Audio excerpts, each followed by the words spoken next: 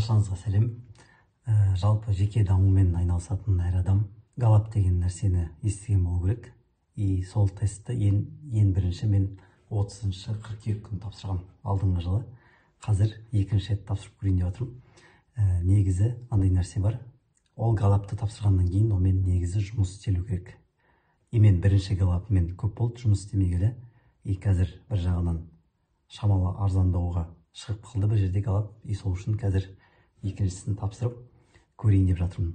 Шамалы қызық болу үшін қазір результаты шыққан кезде сразу соған реакция түсіретін боламын. Қазір мына жерде менде ноутбук тұр. Қазір тапсырамын и сразу көреміз не шығатынын.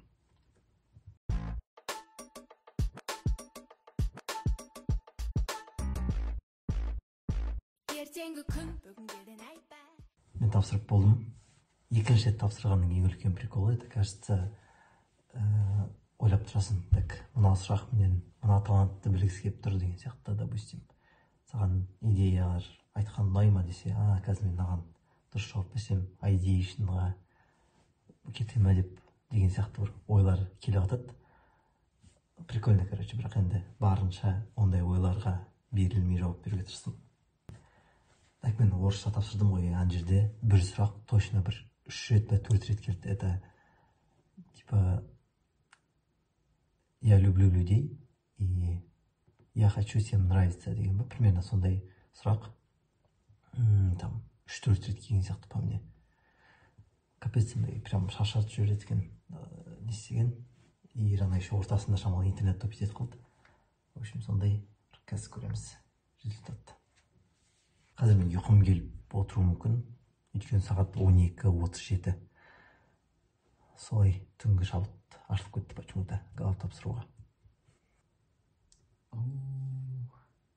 Прикольно. Так, responsibility менде 2 болды. Прикольно. Да, consistency мен дисциплина түсіп кеткен. Это явно болған сияқты, бірақ имаға менде хотя бы аналитикал болған алдыңғы жолы топ 10-да, қазір ол да жоқ. Мен қазір тупо RB and executing болып кеттім ғой. Короче, дым энергияны бере алмай жатырмын, бірақ капец прикольно.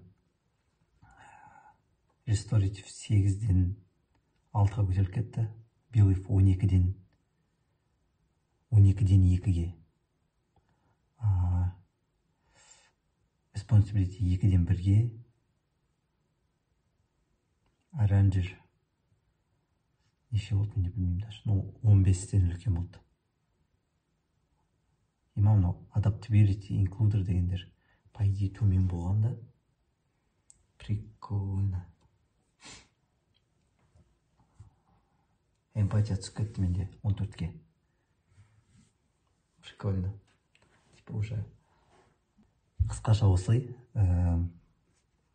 Қатты өзгерген бұл бізде не ғой, adaptability мен includer'дың және belief'тің, arranger'дың түске кетіп қалғаны, және де discipline мен consistency'дің төмен түсіп кеткенінде.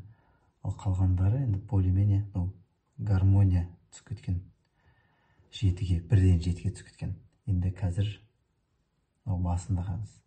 Фиолетовый, көк, и жасыл только мына жақта 12-де аналитикал шығады. Сосын инфлюенсингтан ең бірінші менде self-assurance и то 17. Но инфлюенсинг вообще слабый, еще слабее болып кетті алдыңғыдан. Солай. Менде активатор болды ғой. 9-да ма, или 9-да, или 10-да. Вообще 18-де түсіп кеткен. Қысқаша осылай. Енді бұйырса тағы да үлкенірек бір видео түсетін шығармын.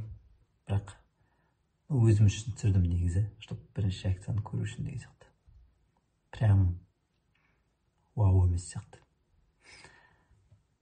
Барша каналдың жазылмандарына, оқырмандарына, көрермендеріне рахмет. Бұйырса болады жаңа видеолар.